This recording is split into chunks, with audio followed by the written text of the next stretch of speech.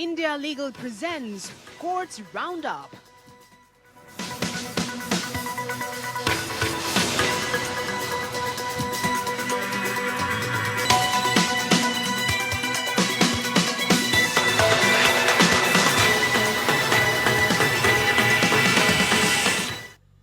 नमस्कार, मैं हूं आपके साथ नेहा दुबे। कोर्ट्स राउंडअप में आपका बहुत बहुत स्वागत है। इस बुलेटिन में अगले आधे घंटे हम आपको कोर्ट से जुड़ी तमाम छोटी बड़ी खबरों से करवाएंगे रूबरू। कोर्ट की कार्रवाई और सुप्रीम कोर्ट से लेकर हाई कोर्ट और लो कोर्ट्स तक के फैसलों को रखेंगे आपके सामने। तो आइए शुरू करते हैं courts roundup. India Legal presents Courts Roundup.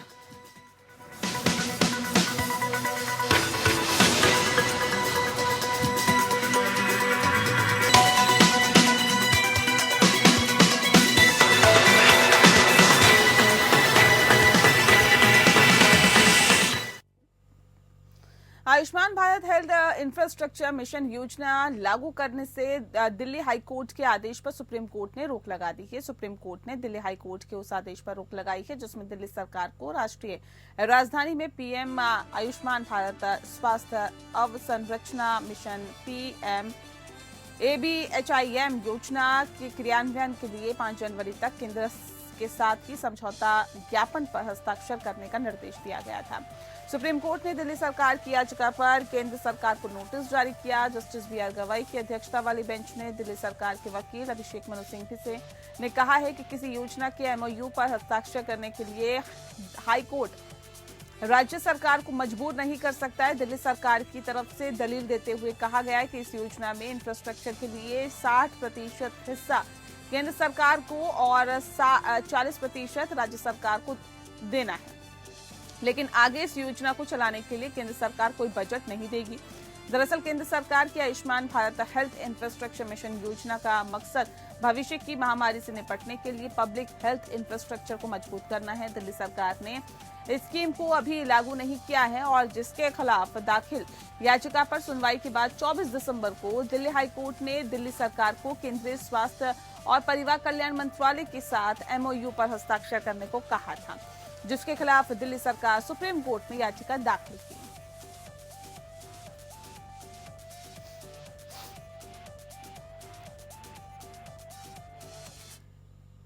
PFI के पूर्व अध्यक्ष E अबूबकर को सुप्रीम कोर्ट से बड़ा झटका लगा है। सुप्रीम कोर्ट ने बीमारी के आधार पर अबूबकर को अंतरिम जमानत की मांग को खारिज कर दिया है। साथ ही उसकी हाउस अरेस्ट में इलाज कराने की मांग को भी सुप्रीम कोर्ट ने मानने से इनकार कर दिया है। जस्टिस MM सुंदरेश की बेंच ने अंतरिम जमानत की मांग खारिज करते हुए कहा है कि अगर आगे अबूबकर की तबीयत खराब होती है तो वो निचली अदालत में अंतरिम जमानत के लिए अर्जी दाखिल कर सकती है। अबूबकर की ओर से पेश हुए सीनियर एडवोकेट गोपाल शंकर नारायण ने कहा है कि मेडिकल रिपोर्ट उनके पक्ष में है। उन्होंने कुछ निर्णयों का हवाला दिया है जहां आतंकवाद से संबंधित इसी तरह के आरोप सामने आए थे और न्यायालय ने चिकित्सा आधार पर जमानत दी थी। अतिरिक्त सॉलिसिटर जनरल SP राजू ने तर्क दिया कि उनके द्वारा उठाए गए सभी चिकित्सा स्थितियों को विभिन्न उपचारों के माध्यम से अनुकूलित किया गया और इसीलिए उन्हें जमानत नहीं दी जा सकती।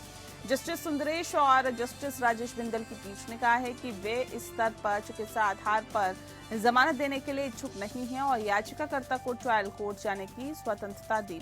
हालांकि जब शंकर नारायण ने वैकल्पिक प्रार्थना करने की कोशिश की कि याचिकाकर्ता को घर में नजरबंद रखा जा सकता है तो सॉलिसिटर जनरल तुषार मेहता ने इस पर आपत्ति जताई और कहा कि घर में नजरबंद करने का अनुरोध करना अब एक नई अवधारणा बन गई है। दरअसल PFI के पूर्व अध्यक्ष E अबूबकर ने मेडिकल आधार पर अंतरिम जमानत की मांग को खारिज करने के 28 मई के दिल्ली हाई कोर्ट के आदेश को सुप्रीम कोर्ट में चुनौती देते हुए इलाज के लिए अंतरिम जमानत की मांग की थी।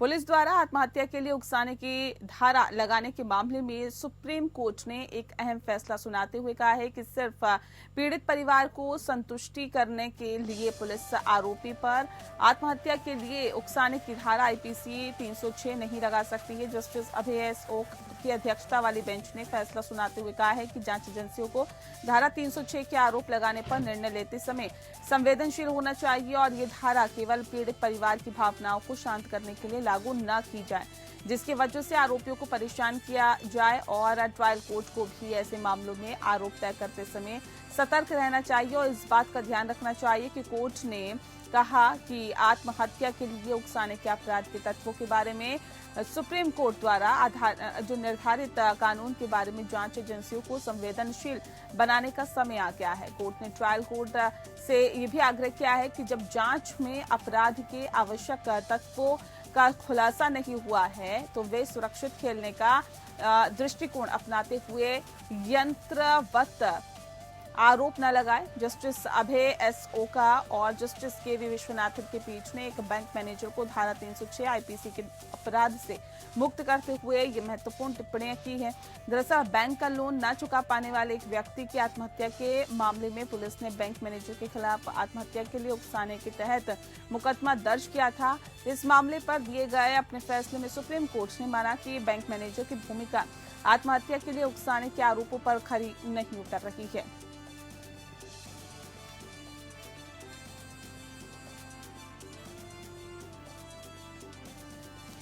वहीं सुप्रीम कोर्ट ने महत्वपूर्ण निर्णय में इस बात पर जोर दिया है कि भारतीय दंड संहिता की धारा 306 के तहत परिभाषित आत्महत्या के लिए उकसाने के अपराध को व्यक्ति पर आरोप लगाने के लिए अंधाधुंध रूप से लागू नहीं किया जाना चाहिए। शुक्रवार को न्यायमूर्ति अभय एस ओका और न्यायमूर्ति के.वी. विश्वनाथन की पीठ ने कानून के दुरुपयोग को रोकने इन संवेदनशील मामलों पर सावधानी पूर्वक विचार करने की जरूरत पर जोर दिया।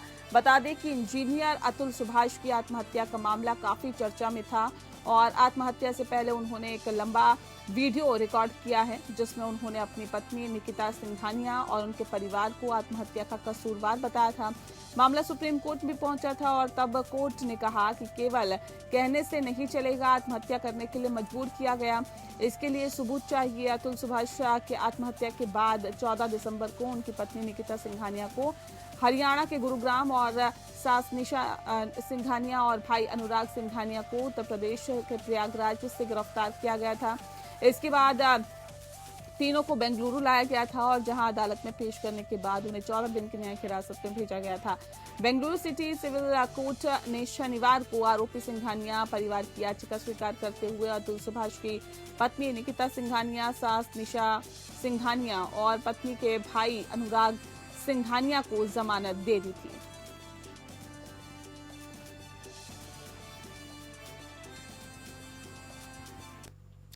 सुप्रीम कोर्ट ने मौखिक रूप से कहा है कि अगर तमिलनाडु यूनिवर्सिटी के कुलपतियों की नियुक्ति से संबंधित मुद्दा अगली सुनवाई की तारीख तक हल नहीं होता है तो कोर्ट इसका समाधान करेगा। तमिलनाडु राज्यपाल की कार्रवाई के खिलाफ तमिलनाडु राज्य द्वारा दायर 2 रिट याचिकाएं जस्टिस जे.बी. पार्दीवाला और जस्टिस महादेवन के खंडपीठ के समक्ष सूचीबद्ध की गई। सुबह ये याचिकाओं का मौखिक रूप से उल्लेख किया गया जिसमें स्थगन की मांग की गई। वीसी की नियुक्ति में देरी से संबंधित मुद्दे पर जस्टिस पार्दीवाला ने कहा है कि हम इसका समाधान करेंगे, अगली तारीख तक अगर ये हल हो जाता है तो ठीक है, अन्यथा हम इसका समाधान करेंगे।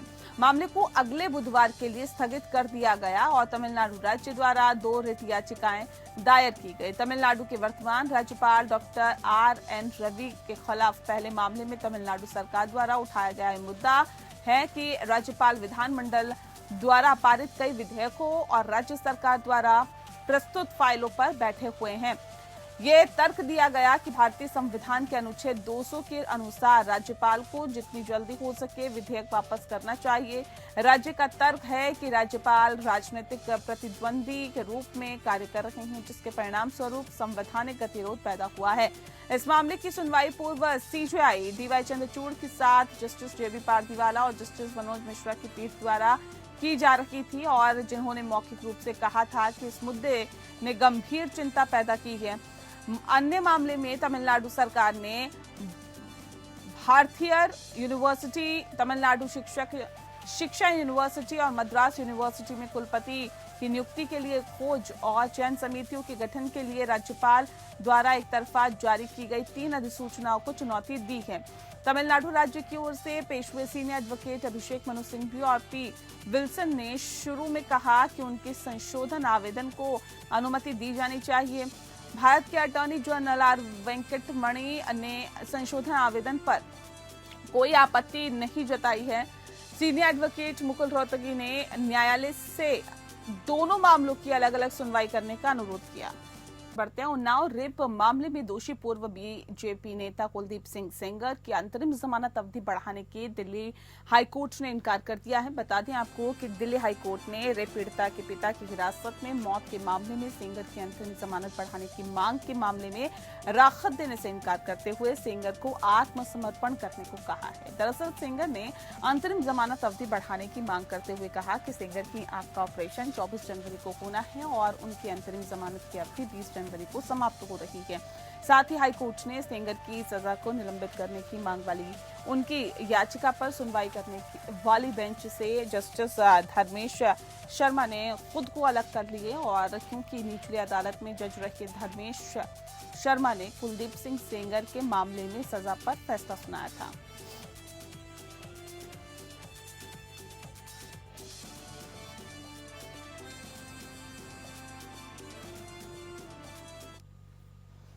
अगली खबर का रुख करते हैं। चुनाव चिन्ह के आरक्षण एवं आवंटन आदेश 1968 को चुनौती देने वाली याचिका को दिल्ली हाईकोर्ट ने खारिज कर दिया है। दिल्ली हाईकोर्ट ने जनता पार्टी की ओर से दाखिल याचिका को खारिज करते हुए कहा कि कोई भी पार्टी किसी चुनाव चिन्ह को अपनी संपत्ति नहीं मान सकती है। दिल्ली हाईकोर्ट ने अपने आदेश में सुप्रीम कोर्ट और हाई कोर्ट के पहले के आदेश का हवाला देते हुए कहा है कि उन आदेशों में ये स्पष्ट रूप से कहा गया कि किसी पार्टी के खराब प्रदर्शन के कारण चुनाव चिन्ह का उपयोग करने का अधिकार समाप्त हो सकता है।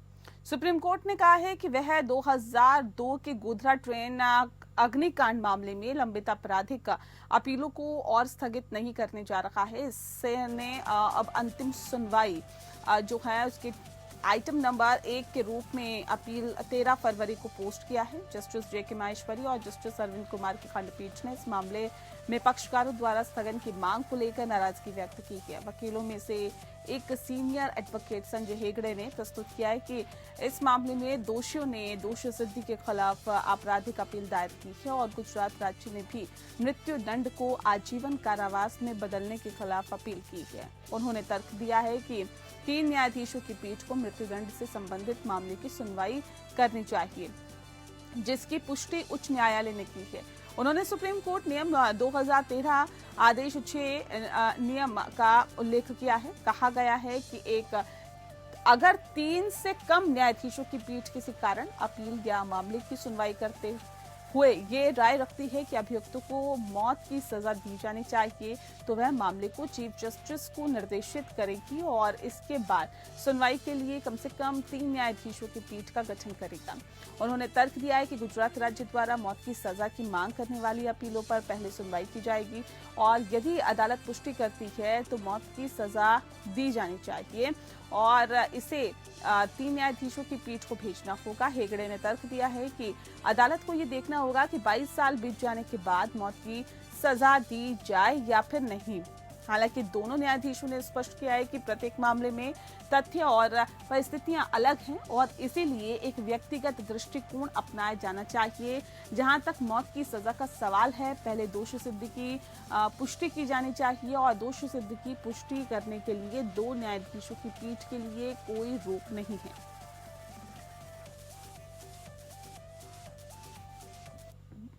कर्नाटक उच्च न्यायालय ने भारतीय जनता पार्टी द्वारा कांग्रेस नेता राहुल गांधी के खिलाफ दायर मानहानि के मामले में आपराधिक कार्रवाई पर रोक लगा दी है। न्यायमूर्ति एम नागप्रसन्ना ने मामले को रद्द करने की मांग करने वाली गांधी की याचिका पर भाजपा से भी जवाब मांगा है।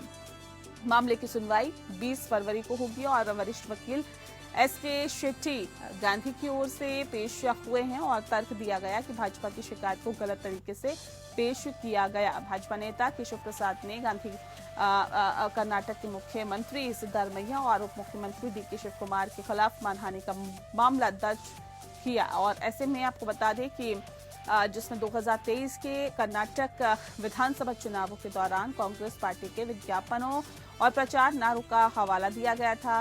विज्ञापनों में कांग्रेस पार्टी ने आरोप लगाया था कि भाजपा, जो उस समय राज्य में सत्ता में थी, सार्वजनिक कार्यों के निष्पादन के लिए ठेकेदारों और अन्य लोगों से 40% तक कमीशन ले रही थी। और ऐसे में भाजपा ने अपनी शिकायत में कांग्रेस नेताओं पर तत्कालीन मुख्यमंत्री बसवराज बोम्मई सहित अपनी पार्टी के सदस्यों को निशाना बनाकर झूठे विज्ञापन फैलाने का आरोप लगाया। सिद्धारमैया और डी.के. शिव कुमार को 1 जून 2024 को मजिस्ट्रेट अदालत ने जमानत दे दी थी। गांधी को 7 जून 2024 को मजिस्ट्रेट ने जमानत दे दी थी।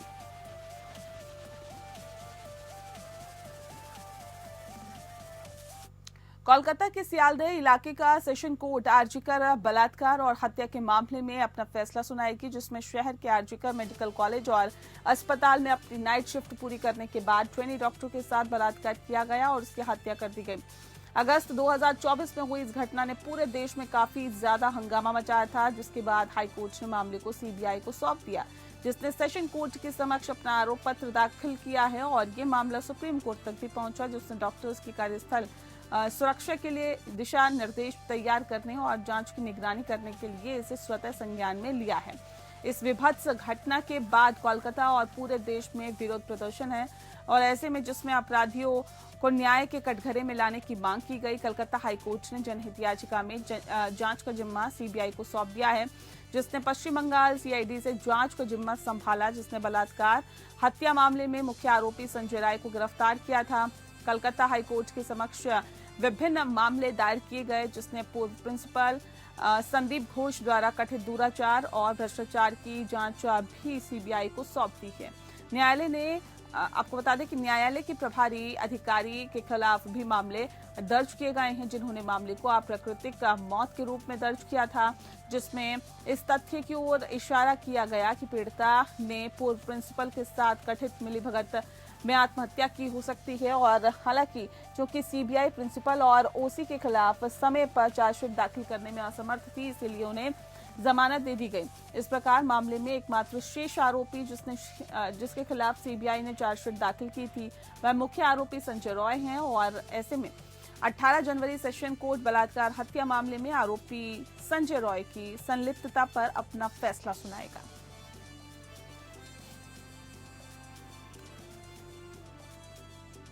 बुलेटिन में फिलहाल के लिए इतना ही। मुझे दीजिए इजाजत। नमस्कार। India Legal presents Courts Roundup.